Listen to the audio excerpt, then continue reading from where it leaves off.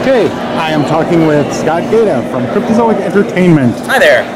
Scott, you want to tell me about what Cryptozoic brought to Origin? Absolutely. So, the first thing we have out today is The Doom That Came to Atlantic City.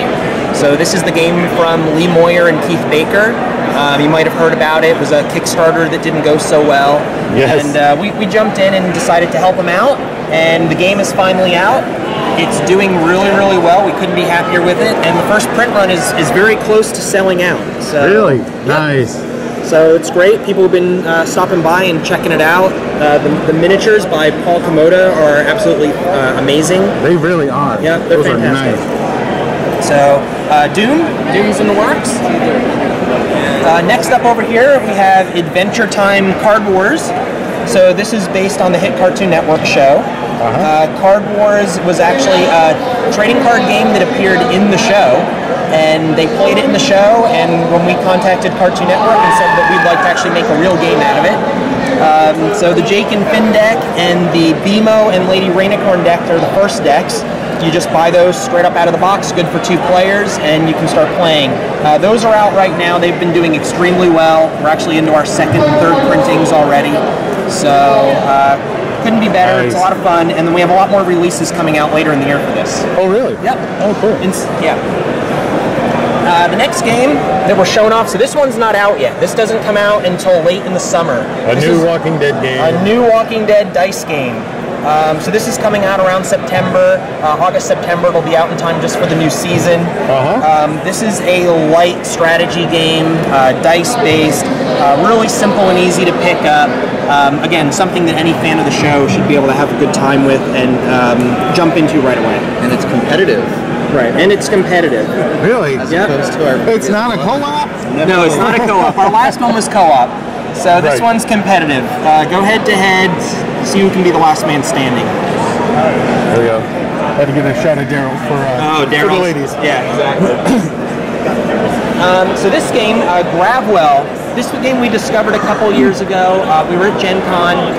Corey Young, the game designer, stopped by our booth to pitch it to us.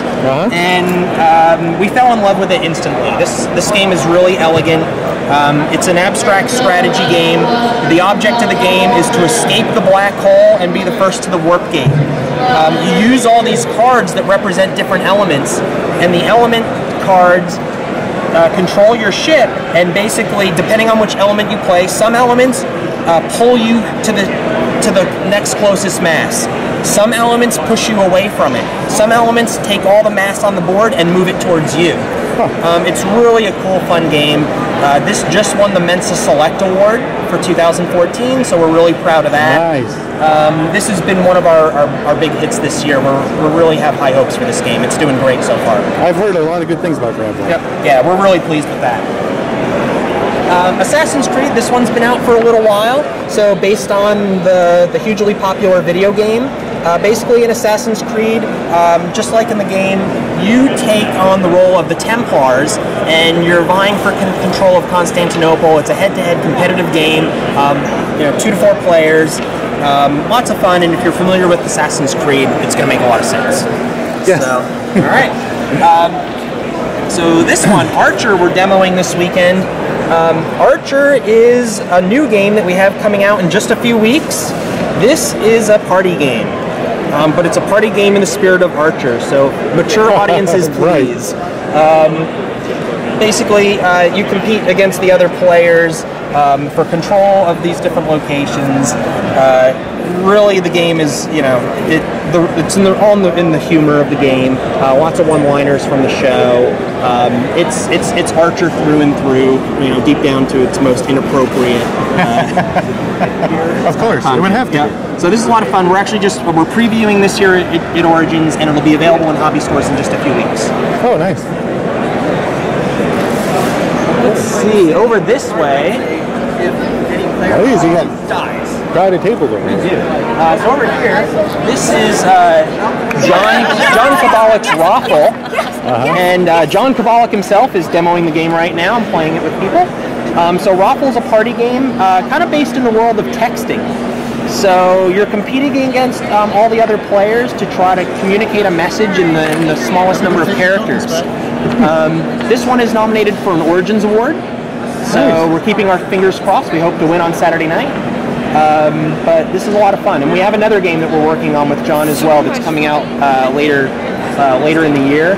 Probably the best movie game ever. It's the anti-trivia movie game. It's not like those trivia games where if you sit down, you play a trivia game. If you haven't seen the movies or you don't know the answers, you're kind of you're out of luck and you're not having fun. This is a movie game that's based on your own personal knowledge. Whatever movies you've seen are totally relevant in the game, and that's what you bring to the table. So yeah, we're really excited about that one too. Let's see what would we have now. So this one's been out for a little while. Walking Dead: The Best Defense. This one is a cooperative game. Let me work my way around here. Sure. Everyone. You don't trust. Oh, it's not everyone. So I get a food card. So this game, you have to work together. You're defending the town and the prison, the farm, and you have to defend it from walkers. And the problem is, if you don't defend it, the resource piles on each of the locations, the walkers start to attack them, and they get eaten away. And if one of those ever goes away, you lose. So you have to survive for 12 rounds, draw resources, protect your resources from the walkers, or the walkers win the game. So this is it's a fun cooperative game. One of the cool things that we've done with it is there's the sheriff's badge, and the sheriff's badge rotates around the table throughout the game. Okay. And whoever has the sheriff's badge is the leader for that turn. So this was to kind of mitigate what happens in a lot of cooperative games where one guy kind of starts to take charge and try to take over the whole game. Takes over everything. Right. So the leadership role rotates around. We just put out an expansion for this based on Woodbury. Right. So it adds Woodbury as a location, and the best thing about the Woodbury expansion is that it introduces the governor, and the governor just runs around the game like a little monster, wreaking havoc, attacking people, attacking walkers. He's just chaos, right? So it's a lot of fun, and it really brings a new element to the game. And the governor can be played automated, or a fifth player can now join the game and play as the governor. Right. So that becomes a competitive in what was just a cooperative game. So if you have any evil friends, everybody has evil friends. So you can take on the role of the governor. Add one. All right, so over this way. So Street Fighter deck building game. This is the newest release in our line of Cerberus engine deck builders.